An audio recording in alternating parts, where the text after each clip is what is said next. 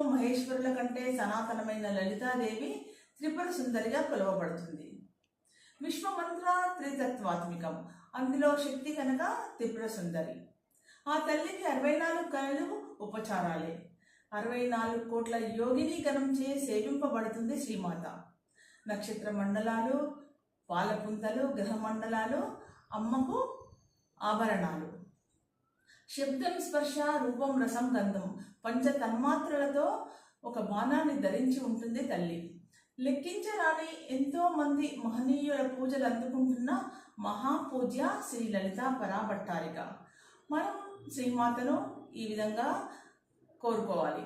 ఓ జగన్మాత, నిశ్శబ్దపు గడియల్లో సర్వకాల సర్వావస్థల యందు నీ రక్షణను, నీ ప్రేమను కోరుతున్నాను. నా భక్తి, నాపై ఉన్న నీ ప్రేమ నాలోని బలహీనత